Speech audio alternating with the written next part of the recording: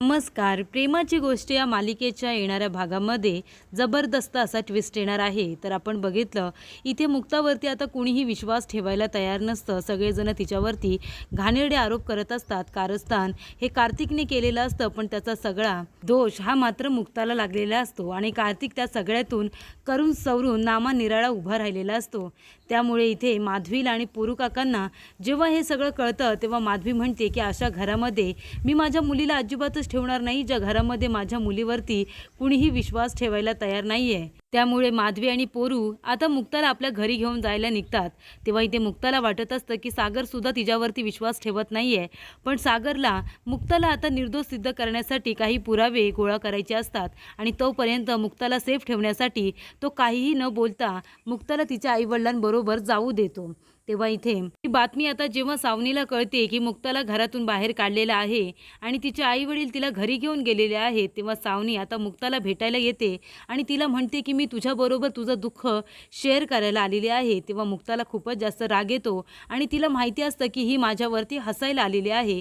तेव्हा मुक्ता म्हणते की माझं दुःख शेअर करायची तुम्हाला तर अजिबातच काही गरज नाही आहे आणि याच्या पुढे एवढं दुरून माझ्या घरी येण्याची सुद्धा तुम्हाला गरज नाही आहे, नाहीतर मी तुम्हाला धक्के मारून माझ्या घरातून बाहेर काढेन. तेव्हा मुक्ताने आता सावनीचा जबरदस्त असा अपमान केलेला असतो आणि त्यामुळे सावनीला आता खूप जास्त राग येतो. आता त्याचाच ती वचपा काढायचं ठरवते. त्यामुळे आता सावनी मुक्ताकडून या सगळ्याचा कसा बदला घेणार आणि आता मुक्ता तिचाच डाव तिच्यावरतीच आता उलटून लावणार असते. तर इथे मुक्ताने सावनीचा चांगलाच अपमान केलेला असतो. त्यामुळे सावनी चवताळलेली असते. तिला आता काही करून या संधीचा फायदा करून घ्यायचा असतो आणि ते म्हणजे ती आता जाऊन कंप्लेंट करते मुक्ताची आणि सागरची. कारण जज साहेबांना ती जाऊन सांगते की सईची कस्टडी ही मुक्ताकडे दिलेली आहे आणि म्हणूनच सागरने मुक्ताबरोबर लग्न केलंय. पण आता मुक्ता सईबरोबर राहतच नाही, मुक्ताला घरातून बाहेर काढलेलं आहे. तुम्ही सईची कस्टडी मुक्ताला दिली होती, पण सागरने तिच्याबरोबर लग्न केल्यामुळे ती आता दोघांबरोबर सुद्धा राहत होती. पण आता सईवरती काय संस्कार होणार, तिच्या या छोट्या मेंदूवरती काय परिणाम होणार, कारण त्या घरामध्ये वाद निर्माण झाले होते. त्यातूनच मुक्ताला घरातून बाहेर काढलेलं आहे अशी कंप्लेंट ती आता कोर्टामध्ये जाऊन जज साहेबांजवळ करते.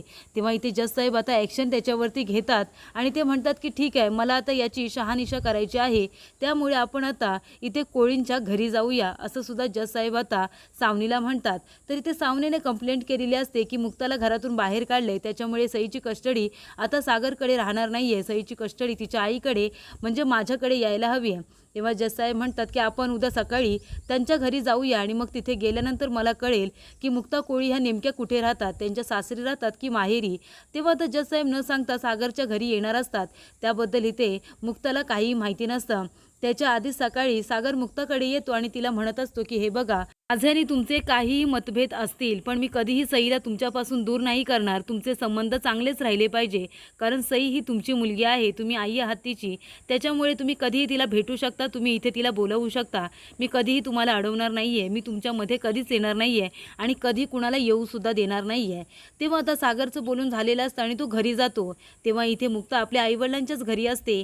पण तेवढ्यातच आता जज साहेब सावनीबरोबर जेव्हा सागर कोळीच्या घरी येत असतात तेव्हा खिडकीमधून मुक्ताने त्यांना घरी येताना बघितलेलं असतं आणि त्याचबरोबर त्याचे वकील सागरचे वकील कुलकर्णी सुद्धा आलेले असतात त्यांना सांगण्यासाठी की सावनी मॅडम आल्या होत्या आणि त्यांनी जज साहेबांना भडकवलेलं आहे आणि जज साहेब आता व्हिजिट देण्यासाठी तुमच्या घरी येत आहेत, तेव्हा तयार राहा. तेव्हा सागर आता कुलकर्णीला म्हणतो पण मुक्ता कशी काय येईल आणि कुठल्या तोंडाने मी तिची मदत मागायला जाऊ, कारण मुक्ता माझ्यावरती रागवली, ती कधीही इथे येणार नाही आहे. त्याच्यामुळे आता जज साहेबांना जे काही कळायचं आहे ते कळू दे, मी काहीच करू शकत नाही, कारण काल त्यांच्यावरती जे आरोप झालेत ना त्याच्यानंतर मी कुठल्या तोंडाने त्यांच्याजवळ आता जाऊ हे बोलायला की तुम्ही मदत करण्यासाठी घरी या म्हणून. काल घरातले लोक जेव्हा त्यांना बोलत होते तेव्हा त्यांनी तारतम्य बाळगलं नाही, त्यांना वाटेल तसं बोलत होते आणि आता जज साहेब इथे येणार आहे तर मी त्यांच्याकडे मदत मागायला जाऊ, मी अजिबात जाणार नाही आहे आणि त्यांना काही बोलणार नाही आहे, यायचं आहे तर येऊ दे.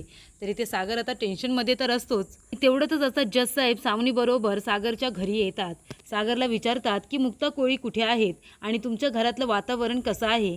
तेव्हा सागर म्हणतो वातावरण नेहमीसारखं चांगलंच आहे आणि इथे जज साहेबांना तो विचारतो तुम्ही इथे कसे काय आलात, तुम्ही सहजच आलात ना. तेव्हा जजसाहेब म्हणतात, हे बघा सागर कोळी, मी तुम्हाला आधीच सांगितलं होतं की सईबरोबर तुम्ही दोघं जण कसे वागताय. तुम्ही सईला पूर्वीसारखे ओरडत तर नाही ना. घरातलं वातावरणसुद्धा आनंदी आहे ना, हे बघण्यासाठी मी स्वतः व्हिजिट देईन असं सुद्धा मी तुम्हाला सांगितलं होतं. तेव्हा मी आता आलो आहे. सई कुठे आहे? सईला इथे बोलवा. तेव्हा सागर आता खूप जास्त घाबरतो आणि सईला सुद्धा बोलावलं जातं. तेव्हा इथे सईला त्या सगळ्याबद्दल काहीच माहिती नसतं. फक्त तिच्या आईच्या घरी थोड्या दिवस राहायला गेले असं सागरने सांगितलेलं असतं. तेव्हा इथे आता जजसाहेब विचारतात की सई, तुझे बाबा तुझ्याबरोबर आता कसे वागतात. तेव्हा सई म्हणते की पप्पा माझे खूपच जास्त लाड करतात. मला फिरायला घेऊन जातात, शॉपिंगला घेऊन जातात, मला जे हवं नको ते सगळं देतात. आणि मुक्ताई तर माझे खूप जास्त लाड करते. तिचं माझ्यावरती खूप जास्त प्रेम आहे. मला जे हवं असतं ते सगळं मला ती लगेच बनवून देते. आणि ती सगळं काही आता खरं खरं जजसाहेबांना सांगत असते. कारण मुक्ता आणि सागर दोघेही सईचे खूप जास्त लाड करत असतात. तेव्हा इथे आता सावनी खूपच जास्त धर्मसंकटात पडते. ती तोंडावरतीच पडलेली असते की आता मी हे काय केलं. त्यानंतर इथे जजसाहेब विचारतात की सागर कोळी, तुमची बायको कुठे आहे? मुक्ता कोळी, ती दिसत नाही आहे घरामध्ये. तेव्हा इथे सागर म्हणत असतो की ती तिच्या आईच्या घरी गेली आहे. तेव्हा जजसाहेब म्हणतात, का तुमच्यामध्ये काही वाद झाला आहे का? तुम्ही घरातून बाहेर काढलेत का त्यांना? तेव्हा सागर म्हणतो, तुम्ही असं का बोलताय? मी का तिला घरातून बाहेर काढू? तुम्हाला हे सगळं कुणी सांगितलं आहे? आणि सागर आता सावनीकडे बघत असतो. तेव्हा जजसाहेब म्हणतात, मग ते मला इथे का दिसत नाही आहे तुमच्या घरामध्ये? कुठे गेलेत मुक्ता कोळी? तेवढ्यातच मुक्ता इथे आता नाश्त्याचं ताट घेऊन येते आणि म्हणत असते, या सगळ्यांनी नाश्ता करायला या. हे बघा मी आईच्या घरून काय घेऊन आली आहे. मी गरमागरम थालीपीठ घेऊन आली आहे. आणि तुम्हाला माहिती आहे का, मी सगळ्यांसाठी हिरवी चटणी आणि त्याच्याबरोबर इडलीसुद्धा आणलेली आहे. तुम्हाला जो नाश्ता हवा आहे तो सगळ्यांनी करून घ्या. ये ना बापू, तुम्हीसुद्धा या. मम्मी या ना, नाश्ता करून घ्या. स्वातीताई तुम्ही पण बसा, असं मुक्ता म्हणत असते आणि सागरलासुद्धा आपल्या हाताने नाश्ता देत असते. तेव्हा इथे सागर म्हणत असतो, मुक्ता बघितलंस का, अगं आपल्याला जजसाहेब भेटायला आलेत. तेव्हा मुक्ता म्हणते की जजसाहेब तुम्ही इथे कसे काय? सहजच आलात ना. आता तुम्हीसुद्धा आले आहेत ना, तर तुम्ही माझ्या आईची आणि माझ्या हातचा नाश्ता करूनच जा. बघा ना मी थालीपीठं केलेत गरमागरम. तेव्हा इथे जजसाहेब म्हणतात की मुक्ता कोळी, तुम्ही कुठे गेला होतात? तुम्ही तुमच्या आईच्या घरी का गेला होतात? तेव्हा मुक्ता म्हणते की जजसाहेब तुम्हाला माहिती आहे ना, माझी आई समोरच राहते आणि मी व्हेजिटेरियन आहे ना. तेव्हा मी नाश्ता जर तिथे काही चांगला बनला असेल ना माझ्या आवडीचा, माझी आई आता जवळ असल्यामुळे माझ्या आवडीचं बनवत असते, तेव्हा मी तिथून घेऊन येत असते. आमच्या घरातल्या लोकांनासुद्धा आईच्या हातचे पदार्थ खूप जास्त आवडतात. हो ना मम्मी? तेव्हा इथे आता इंद्रासुद्धा म्हणत असते, हो अगदी बरोबर. तेव्हा सागर म्हणत असतो की मुक्ता थालीपीठं खूपच जास्त छान झालेली आहेत. आईनं सांग खूप छान झालेत म्हणून. तेव्हा मुक्ता म्हणते नक्की. आणि ती म्हणते, सावनी तुम्ही का आलाय त्यांच्यासोबत? तेव्हा सावनी म्हणत असते, काय गं मुक्ता, तुला घरातून बाहेर काढले ना?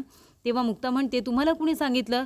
हे तुम्हाला आमच्या घरातल्यांनी कुणी सांगितलं आहे का? म्हणजे तुम्ही कुणाचं काही ऐकून आमच्या घरावरती येऊन आरोप कराल आणि तुम्ही जजसाहेबांना कशासाठी त्रास दिला?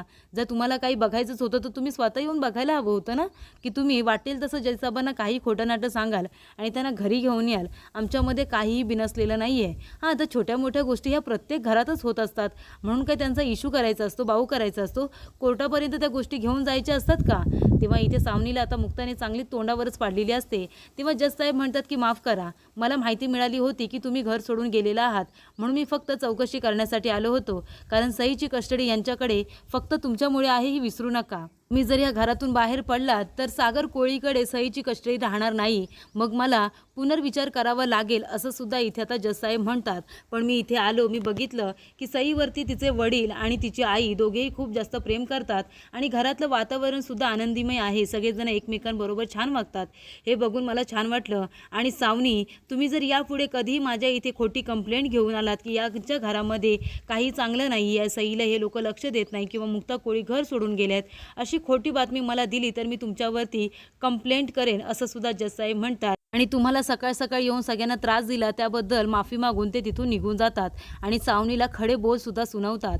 तरी ते मुक्ताने येऊन सगळी बाजू व्यवस्थित सांभाळून घेतलेली असते. तेव्हा सागर इथे मुक्ताला थँक्यूसुद्धा म्हणतो, तिचे आभार व्यक्त करतो.